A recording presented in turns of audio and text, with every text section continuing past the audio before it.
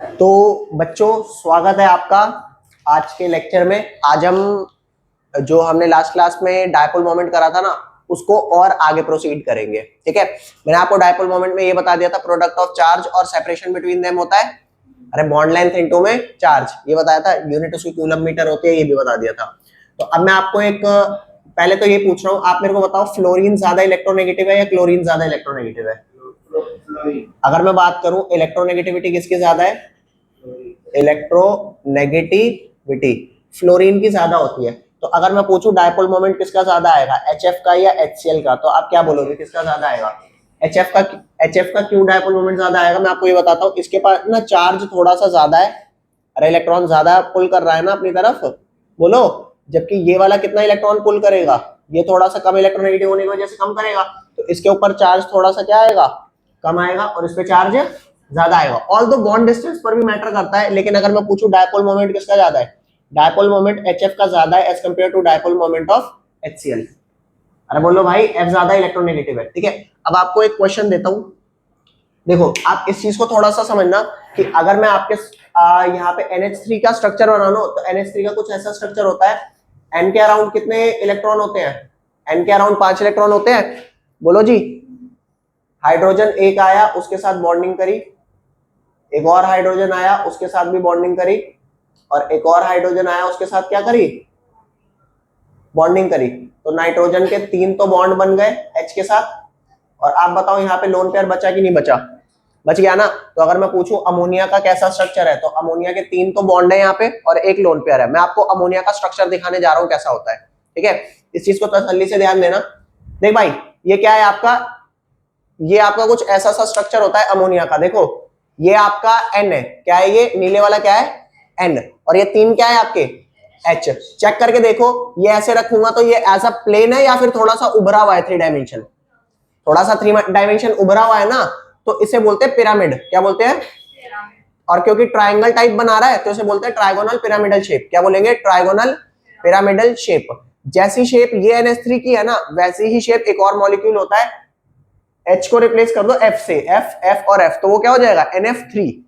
अरे बोलो भाई, NH3 के साथ एक और मॉलिक्यूल क्या हुआ, NF3। तो यहां पर ध्यान देना, NH3 के साथ एक और मॉलिक्यूल आपका हो गया क्या, N F F F NF3। यहां पर भी लोन पेयर है, लोन पेयर को ऐसे लोब्स में दिखा देते हैं, अरे क्योंकि ऑर्बिटल में रहता होगा। ठीक है, अब तुम मेरे को बताओ कौन ज्यादा इलेक्ट्रोनेगेटिव है, H N या F? इन तीनों में कौन सबसे ज्यादा इलेक्ट्रोनेगेटिव है? F सबसे ज्यादा इलेक्ट्रोनेगेटिव होता है। ठीक है, नाइट्रोजन उससे कम होता है, हाइड्रोजन सबसे कम होता है। तुम्हें क्या एज्यूम हो रहा है, NH3 का डायपोल मोमेंट ज्यादा होना चाहिए या NF3 का? कुछ दिमाग लगा सकते हो है? NF3 का डायपोल मोमेंट ज्यादा होना चाहिए क्योंकि F क्या है, ज्यादा इलेक्ट्रोनेगेटिव, लेकिन होता है इसका उल्टा है, NH3 का ज्यादा डायपोल मोमेंट होता है एज कंपेयर टू NF3। ये क्वेश्चन बहुत ज्यादा इंपॉर्टेंट है पेपर में, मान लो आ गया, इतना इंपॉर्टेंट है क्वेश्चन। ठीक है, तो क्वेश्चन मैं लिख रहा हूं यहाँ पे क्या,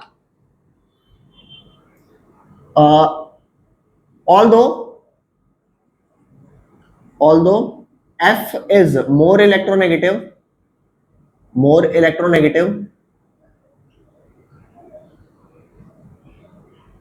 than hydrogen and nitrogen, why dipole moment of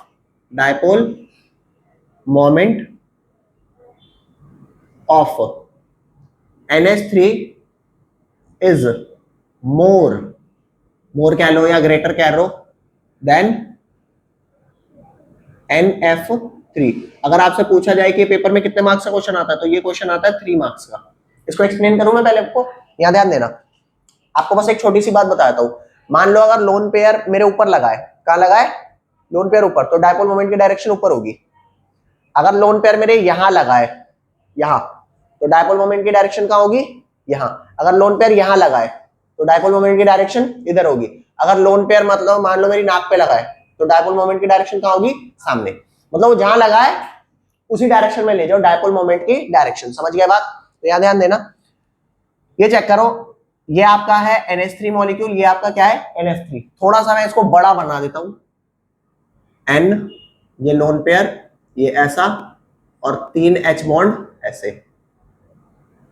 और NF3 स्ट्रक्चर को भी मैं बना देता हूं N ये भी बिल्कुल सेम स्ट्रक्चर है पिरामिडल। आप चेक करना नाइट्रोजन और हाइड्रोजन में किधर डायपोल मोमेंट की डायरेक्शन होगी, जो जहां इलेक्ट्रॉन मूव हो रहा होता है इधर की साइड होती है ना। अरे बोलो भाई, मैं कुछ पढ़ के ही नहीं आया, मेरे को पता कहां से होगा। सुनो मेरी बात, एन और एच में डायपोल मोमेंट की डायरेक्शन एन की तरफ होगी, इस एन और एच में, इसमें भी डायपोल मोमेंट की डायरेक्शन इधर होगी, इधर भी डायपोल मोमेंट की डायरेक्शन इधर होगी। तो इन तीनों का नेट ऊपर जाएगा और इसकी डायरेक्शन क्या होगी, इसकी भी ऊपर होगी। तो चेक करके देखो, ये जो लोन पेयर की वजह से डायपोल मोमेंट है और जो तीन NH बॉन्ड के डायपोल मोमेंट है, ये सेम डायरेक्शन में एक दूसरे को सपोर्ट कर रहे हैं, नहीं कर रहे, कर रहे हैं ना। तो इन तीनों का रिजल्टेंट प्लस ये मिलकर के डायपोल मोमेंट क्या हो जाएगा, एड ऑन, क्या हो जाएगा। जबकि NF में क्या है, NF में N और F में F ज्यादा इलेक्ट्रोनेगेटिव है, तो ये नीचे होगा, ये क्या होगा, ये भी नीचे होगा, और ये भी क्या होगा, नीचे होगा, जबकि ये वाला क्या होगा, ऊपर। तो अल्टीमेटली जीतते तो ये तीन है, इसका कहीं ना कहीं कैंसिल आउट होने वाली बात हुई कि नहीं हुई। अरे बोलो, तो इसी बात को इंग्लिश में लिखेंगे, क्या लिखेंगे, इसी बात को इंग्लिश में। चेक करके देखो, dipole moment due to lone pair, dipole moment due to lone pair in NH3 molecule is in same direction as that of dipole moment due to 3NH bond. या मैं कह सकता हूं कि dipole moment due to 3NH bond reinforce कर रहा है dipole moment due to lone pair. अरे बोलो भाई, जबकि यहां पे क्या कर रहा है, dipole moment of lone pair is in opposite direction to the dipole moment of 3NF bond, जिसकी वजह से यहां पे नेट कैंसिल आउट हो रहा है और यहां पे क्या कर रहा है, सपोर्ट। ये बात समझ में आई कि नहीं आई। इस बात को मैं एज अ समरी यहां पर पूरी लिख देता हूं, फिर उसको पढ़ लेंगे, ये टॉपिक हमारा हो जाएगा, ठीक है। चलो बच्चों, यहां ध्यान देना, जैसा कि आप सब जानते हैं कि मैंने ये बताया NH3 का डायपोल मोमेंट कम है, NH3 का ज्यादा है। NH3 का क्यों ज्यादा था, क्योंकि जो इसका लोन पेयर के डायपोल थे वो NH बॉन्ड वालों को क्या कर रहा था, सपोर्ट कर रहा था, क्योंकि डायपोल की डायरेक्शन हम कम इलेक्ट्रोनेगेटिव से ज्यादा वाले की तरफ लेते हैं।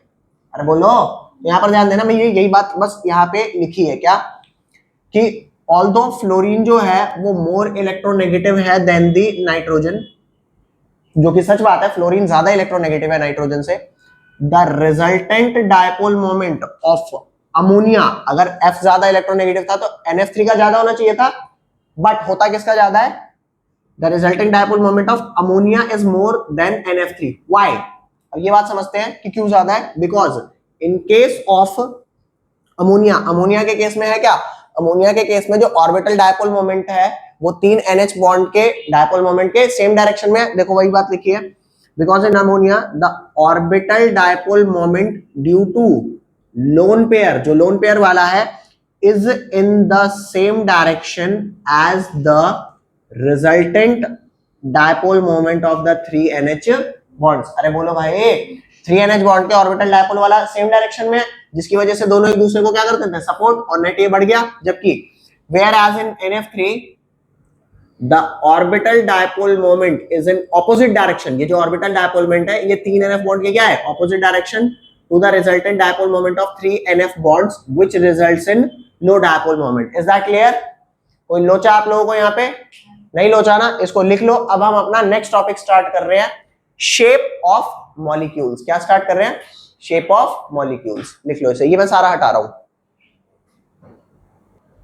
चलो बच्चों, नेक्स्ट टॉपिक स्टार्ट कर रहे हैं, शेप ऑफ मॉलिक्यूल। जैसे आपने लास्ट क्लास में मेरे से पूछा था कि चाहे NH3 का, चाहे NF3 का, चाहे कोई अदर मॉलिक्यूल का, मुझे कैसे पता लगेगा कि उसका स्ट्रक्चर क्या है, ठीक है। तो यहां मैं आपको एक ऐसी टेक्निक सिखाने वाला हूं जिससे आपको सबके स्ट्रक्चर समझने में और उनको बनाने में थोड़ा इजी हो जाएगा। इस टॉपिक का कोई ऑफिशियल नेम नहीं है, ठीक है, इसको मैं अलग अलग जगह पे अलग अलग नाम दे देते हैं। मैं इसको क्या नाम दे रहा हूं, VMCA ट्रीटमेंट, VMCA ट्रीटमेंट, ठीक है। ये कोई मेरा नाम दिया हुआ नहीं है, V का भी कुछ मतलब है, M का भी कुछ मतलब है, C और A इन सब का क्या है, कुछ कुछ मतलब है। तो यहां पर ध्यान देना, मैं अब आपको जो समझाने जा रहा हूं उसमें से बहुत सारी चीजें आपको ध्यान से सुननी पड़ेगी, तभी समझ में आएगी, वरना समझ में नहीं आएगी। यहां पे मैं क्या लिख रहा हूं, ध्यान दो, EP, क्या लिख रहा हूं, EP को मैंने यहां नीचे तक एक्सटेंड कर दिया, ठीक है। फिर यहां पे मैंने क्या लिखा, BP को भी नीचे तक क्या किया, एक्सटेंड किया। आप लोग पूरा एक पेज इसके लिए रखोगे, पूरा फ्रेश पेज आपको रखना है, उसमें कॉलम्स लिखना बाद में, पहले आप देख लो मैं क्या क्या लिख रहा हूँ। ईपी बीपी और इसके बाद यहाँ पर क्या आएगा, एलपी, एलपी आएगा, क्या आएगा, एलपी। उसके बाद नेक्स्ट आएगा आपका यहाँ पे हाइब्रिडाइजेशन, हाइब्रिडाइजेशन। इसके बाद आपका यहाँ पे क्या आएगा, ज्योमेट्री, ज्योमेट्री के बाद आपका आएगा शेप, शेप के बाद आपका क्या आएगा, एग्जाम्पल, एग्जाम्पल यहां पर आ जाएगा। ठीक है, अब मैं आपको वीएमसीए ट्रीटमेंट थोड़ा बहुत एक्सप्लेन करने जा रहा हूं कि ये होता क्या है।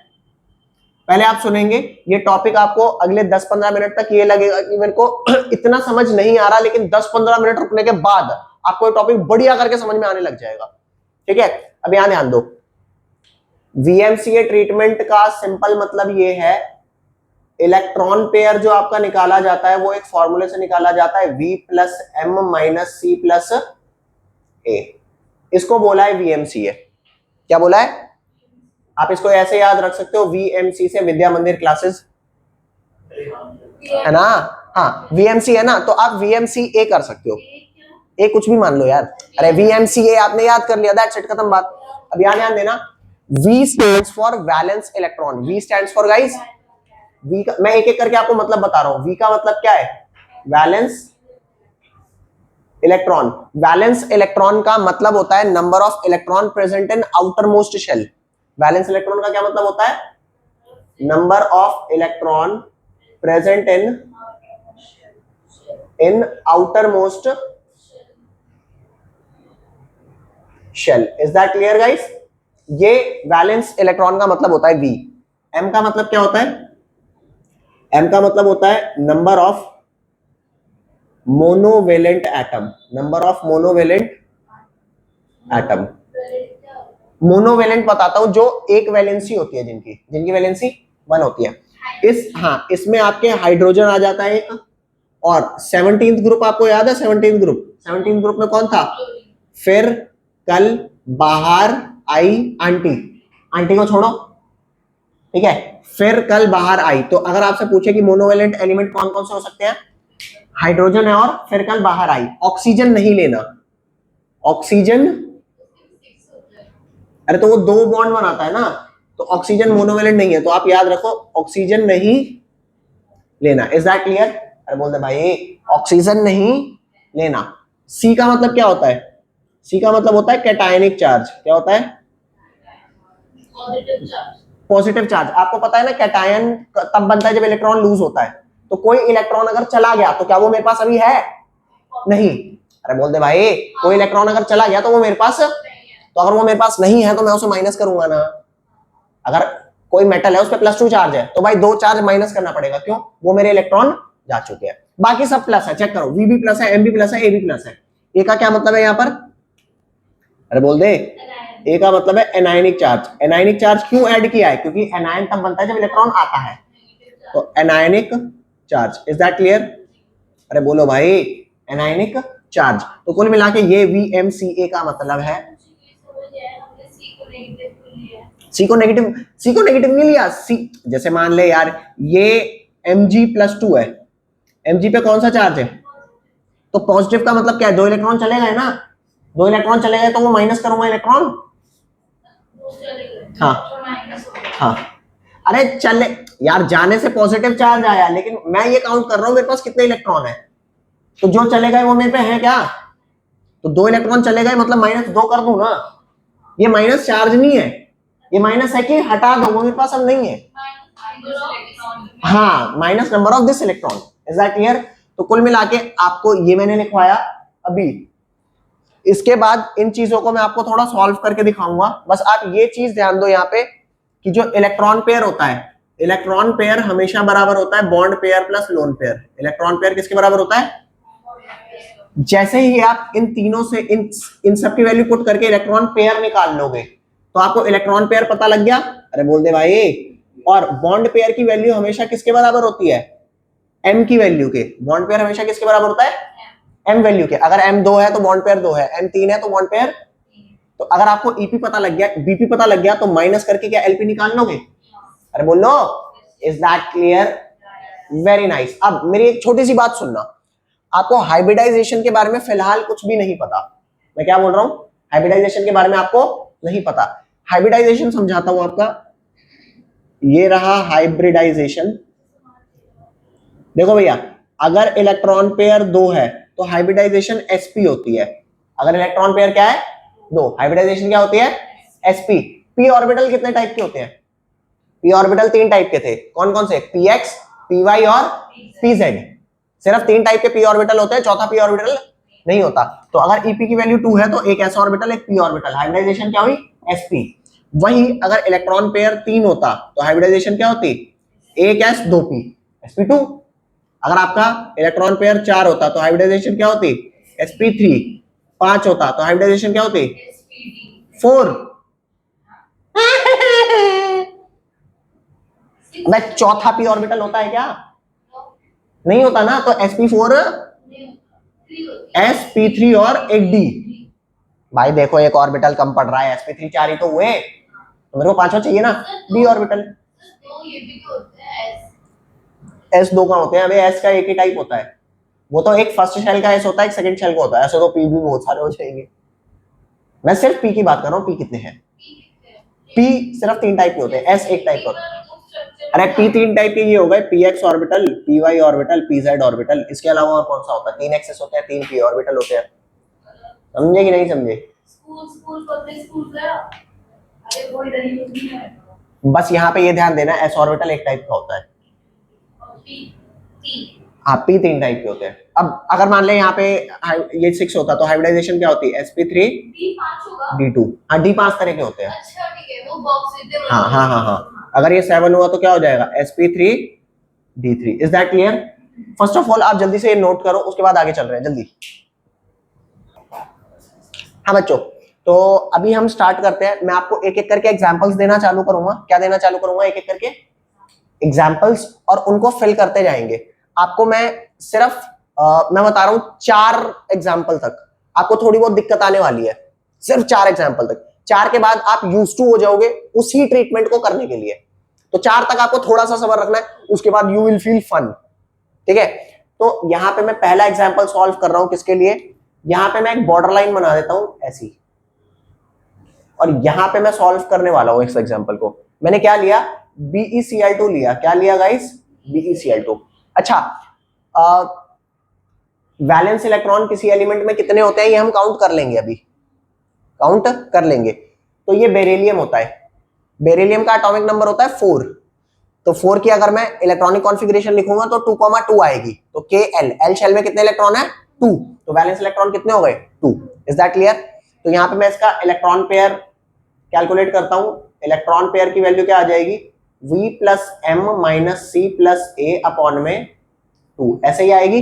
बोलो जी, वैलेंस इलेक्ट्रॉन बेरिलियम की कितनी हो गई, 2, प्लस मोनोवेलेंट एलिमेंट कितने चिपके हुए हैं, यहां पे रेखा का 2 तो चिपके हैं। Cl कितने हैं, मतलब टाइप नहीं पूछ रहा, कितने हैं, 2 है ना, तो मोनोवेलेंट हो गए 2।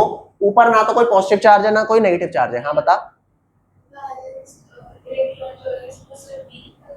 हाँ जो सेंटर एटम होता है उसका लेते हैं, और किसी का नहीं लेते।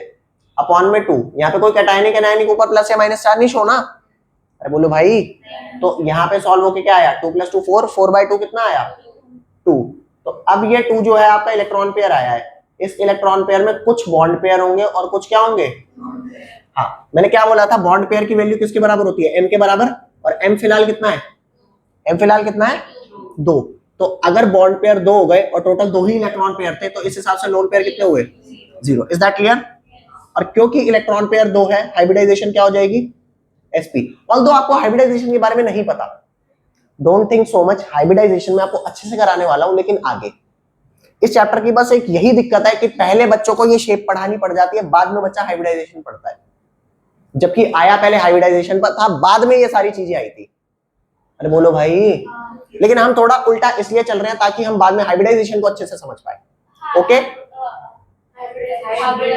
हाइब्रिडाइजेशन, हाइब्रिडाइजेशन, हाँ इलेक्ट्रॉन पेयर 2, EP2 है। हाँ, अगर EP3 होता तो मैं ले लेता sp2। फिलहाल आपको हाइब्रिडाइजेशन का एच भी नहीं पता कि क्या होता है। पता नहीं है हमारे को कुछ कि हाइब्रिडाइजेशन क्या होता है। हाँ निकाल सकते हैं। अब मेरी बात सुनना, हाइब्रिडाइजेशन एसपी है, और जब भी हाइब्रिडाइजेशन एसपी होता है तो ज्योमेट्री सिर्फ तीन ज्योमेट्री तुम्हारे को याद करने के लिए कहूंगा, उसके बाद याद करने के लिए नहीं करूंगा, तो बस 3 तक थोड़ा सा वो कर लेना। तो हाइब्रिडाइजेशन जब एसपी होता है तो ज्योमेट्री लीनियर होती है। क्या होती है ज्योमेट्री? और जब जब लोन पेयर 0 होगा, याद रखो, जब जब लोन पेयर 0 होगा तब तब जो ज्योमेट्री है वही शेप होती है। तो शेप भी क्या हो गया? अरे बोल दे। हाँ, तो BeCl2 का जो स्ट्रक्चर आएगा वो कुछ ऐसा आएगा। कैसा? ये रहा आपका बेरिलियम बीच में, क्या है ये? इसके बगल में Cl, इसके बगल में, अरे कैसा शेप है ये? लीनियर है ना? हाँ, तो B के अराउंड ये Cl, B के अराउंड ये Cl। नहीं, Be सेंटर एटम है। अरे Be से 2 Cl जुड़े हैं यार। तो Cl से Cl क्यों जुड़ा? इसकी शेप कैसे है? वो ऐसी क्यों है ये पूछना चाहते हैं। तो तू थोड़ा सा मुझे टाइम देगी अगर एक्सप्लेन करने को, तो आई विल एक्सप्लेन बेटर। समझ रहे हो? ठीक है, तो ये BeCl2 का स्ट्रक्चर है, बना दो सामने। ठीक है, मैं क्या तो रहा हूं, सिर्फ 4 तक आपको दिक्कत आने वाली है, उसके बाद दिक्कत नहीं आएगी। ठीक है, तो यहाँ पे मैं शेप बना देता हूं। ये रहा हमारा बेरिलियम, इधर रहा Cl और इधर रहा Cl। ये बात समझ में आई कि नहीं आई? पहले ये ट्रीटमेंट समझ आया कि नहीं आया? ठीक है, इसी चीज को मैं बार बार रिपीट करूंगा, बार बार। क्या बार बार? अरे बोलो भाई, बार बार रिपीट करेंगे। पहले तुम इसे जल्दी से लिख लो, जल्दी फटाफट। अच्छा बच्चों, इसको रब करने से पहले मैंने जो जो चीजें इसकी कैलकुलेट करी वो यहां पे लिख दूं एक बार। यहां चेक करो, यहां पे मैंने क्या लिखा? BeCl2। शेप इसकी क्या आई थी? लीनियर आई थी, क्योंकि ज्योमेट्री लीनियर थी। और ज्योमेट्री और शेप कब बराबर होती है? जब लोन पेयर 0 होता है और hybridisation SP. Is that clear? ये दो का, ये मतलब BeCl2 का इलेक्ट्रॉन पेयर 2 का बस एक ही एग्जांपल है। कितने एग्जांपल है? एक ही। कितने? हाँ, लीनियर का बस एक एग्जांपल है। अगला चले, अगला जो एग्जांपल है हमारा BeCl2 के बाद कौन सा है? BCl3। क्या एग्जांपल है? BCl3। समझ गए? तो जो मैंने BeCl2 के लिए कैलकुलेशन करी, same calculation I am going to do for the BCl3। मिटा दो इस वाले पार्ट को। चलो, इस वाले पार्ट को मैं मिटा रहा हूं। ये यहां से हटा दिया बिल्कुल सारा। ठीक है, और ये BCl2 की जगह क्या कर दिया मैंने? BCl3। बेरिलियम के बाद बोरॉन होता है। अरे बेरिलियम 4 था ना, 2,2, तो बेरिलियम क्या हो गया? 2,3। 5 हुआ ना, 2,3, तो वैलेंस इलेक्ट्रॉन कितने हुए? 3।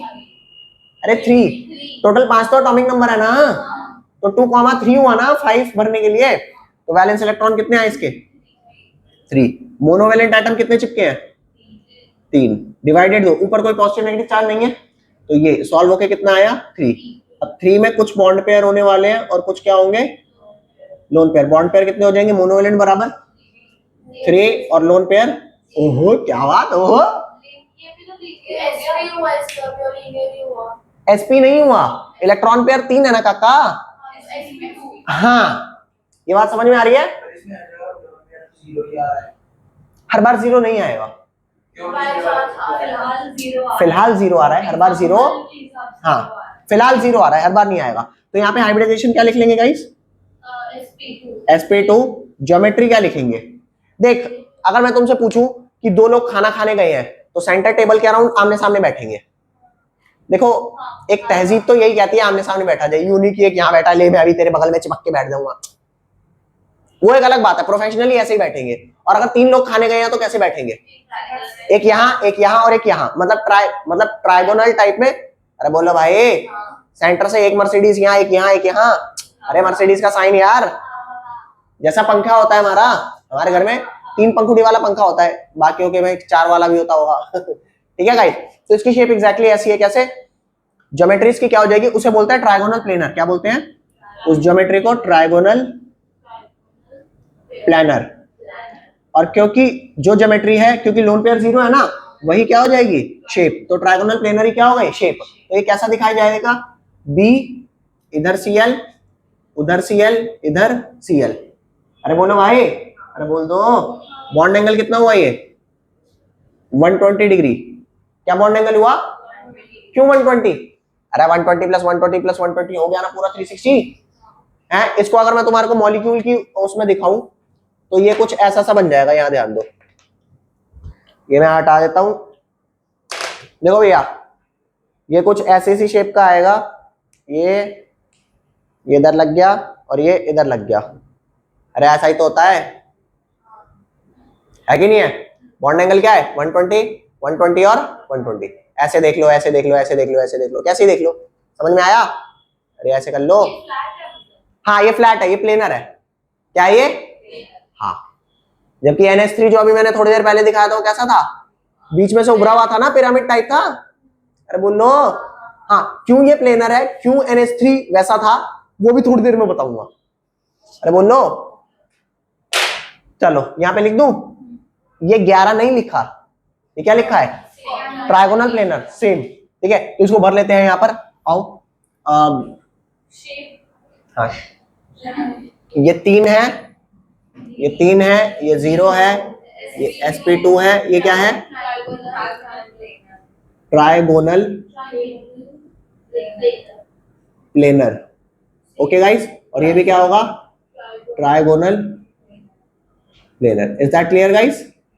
अगला एग्जांपल दूं आपको है? अगला एग्जांपल यहां ध्यान देना। ये समझ में आया कि नहीं आया? पक्का? अगला एक लिखो SnCl2। क्या? SnCl2। अब आपको ये नहीं पता कि Sn जो है उसका आउटर मोस्ट शेल में इलेक्ट्रॉन कितने हैं? हाँ 10 होता है। मैं आपको ये बताता हूं कि SnCl2 के आउटर मोस्ट शेल के इलेक्ट्रॉन मतलब वैलेंस इलेक्ट्रॉन की वैल्यू आप कैसे पता लगाने वाले हो। ठीक है, आपको मैंने 3rd चैप्टर पर पढ़ाया था जब, तो उसमें ये बताया था कि जो Sn होता है वो कौन से ग्रुप का एलिमेंट है? Carbon, Singh, ji, son of Punjab. अरे बोलो। तो अगर ये 14th ग्रुप का एलिमेंट है ना, तो 4 इनके सबके आउटर मोस्ट शेल के इलेक्ट्रॉन होंगे। अगर कोई 15th ग्रुप का, अरे तब मैंने टेक्निक बताई नहीं थी क्या? बाल गया इंडिया से Thailand, carbon, Singh ji, son of Punjab, newspaper आज सब बिकेगा। तो जिस ग्रुप का है बस उस ग्रुप का आखिरी वर्ड। जैसे 14 का है तो 4, 15 का है तो 5, 17 का है तो 7, 18 का है तो 8। नहीं 8, वैलेंसी 0 है काका, मेरे को वैलेंस इलेक्ट्रॉन चाहिए। अरे बोलो, ये बात समझ नहीं आई? तो carbon, Singh ji, son of Punjab में Sn आपका वो एलिमेंट है ना, तो Sn का आउटर मोस्ट शेल के इलेक्ट्रॉन कितने लोगे? 4। अरे बोल दे भाई। ठीक है, तो यहां पर आ जाओ। मैं सेम ट्रीटमेंट किसके लिए करने जा रहा हूं? SnCl2। ये मिटा देते हैं बस, ये यहां से और यहां से ये मिटा देते हैं।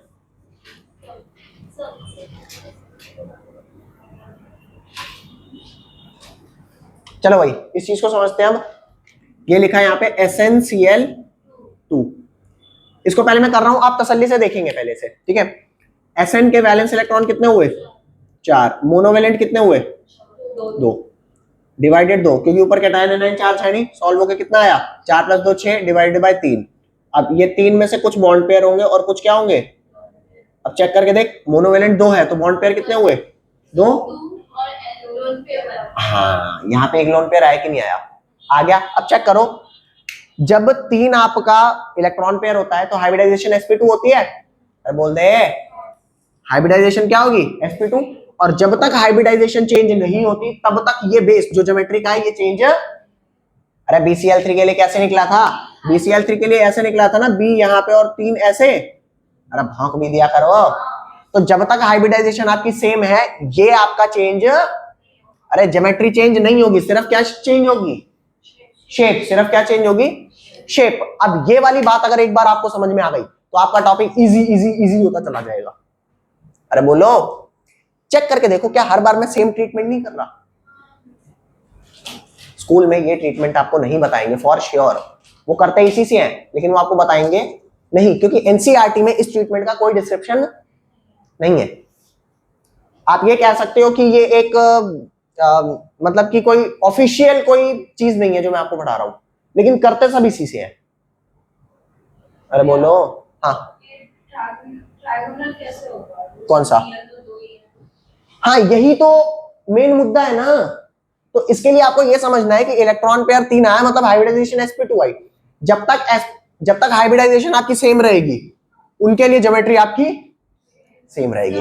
तो पहले यहाँ पे ध्यान देना, पहले यहाँ पर ध्यान देना, पहले ध्यान देना। यहाँ पे हाइब्रिडाइजेशन अकॉर्डिंगली क्या आ गई, यहाँ पर हाइब्रिडाइजेशन आ गई sp2, ज्योमेट्री क्या आ गई, ट्राइगोनल प्लेनर आ गई ना। अब तुम कहोगे यार अब लोन पेयर अगर जीरो होता तो मैं शेप वही सेम शेप देता, लेकिन लोन पेयर जीरो नहीं है। मानते हो कि नहीं मानते?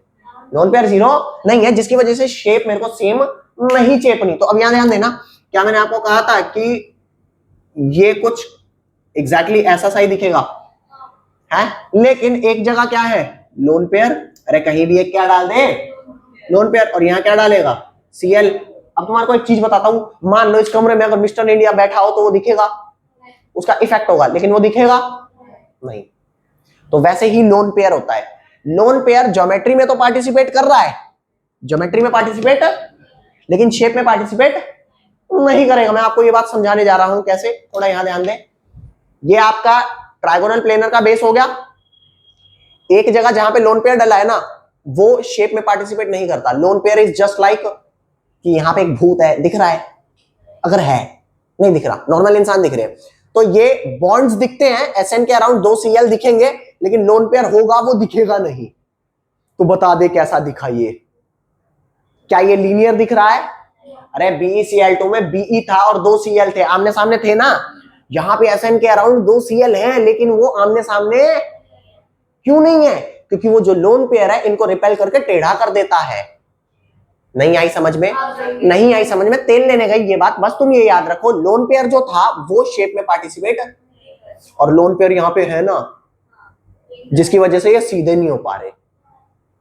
तो बोलो हाँ, तो इसको बोलेंगे, अब इसको लीनियर नहीं बोलेंगे, क्या बोलेंगे? बेंट। बेंट बोलो या वी शेप बोलो, बेंट या फिर, इज दैट क्लियर? अरे भौंक दो, तो इसको फटाफट हम लिखेंगे क्या है? शेप बेंट या फिर वी। हाँ, तो यहां ध्यान देना, इसकी ज्योमेट्री, इसका हाइब्रिडाइजेशन वही sp2 है, जिसकी वजह से इसका शेप क्या, ज्योमेट्री क्या रहेगी? वही ट्राइगोनल प्लेनर, लेकिन शेप चेंज हो जाएगी। क्या? या तो आप उसे बेंट शेप कह सकते हो, या आप उसे क्या कह सकते हो? वी शेप कह सकते हो। ओके गाइस, और यहां पर क्या आ जाएगा आपका 1, यहां आ जाएगा 2, यहां आ जाएगा 3। अब मैंने आपको ये तीन एग्जांपल कराया ना। The next class is very awesome for you. इतनी बढ़िया होने वाली है आपकी नेक्स्ट क्लास कि अब आप हर मॉलिक्यूल खुद से कर पाओगे। कुछ क्वेश्चंस दे दूं बस, कुछ क्वेश्चंस, होमवर्क हल्का सा होमवर्क, यहां ध्यान दो। हाँ, इनके बस आपको ईपी बीपी ये सब निकाल के लाने हैं जो दे रहा हूं, ईपी बीपी बस, और कुछ नहीं। लिखो यहां पर, अरे ज्यादा नहीं है, CH4 का करके लाना है, इसी ऑर्डर में करना है, CH4 NH3 H2O और HF, इन 4 मॉलिक्यूल का, इन 4 का बस करके आना है, कोई 4 नहीं होता नहीं, ये 4 का बस आपको करके आना है। इसके बाद आपको बस इसका इस ट्रीटमेंट से वो निकालना है, कार्बन का वैलेंस इलेक्ट्रॉन 4 लोगे, नाइट्रोजन का 5 लोगे, ऑक्सीजन का 6 लोगे और फ्लोरीन का 7 लोगे। चार्ज किसी का नहीं है, ठीक है। बाकी हम मिलेंगे इन द नेक्स्ट क्लास, तब तक के लिए बाय बाय, खुदा हाफिज।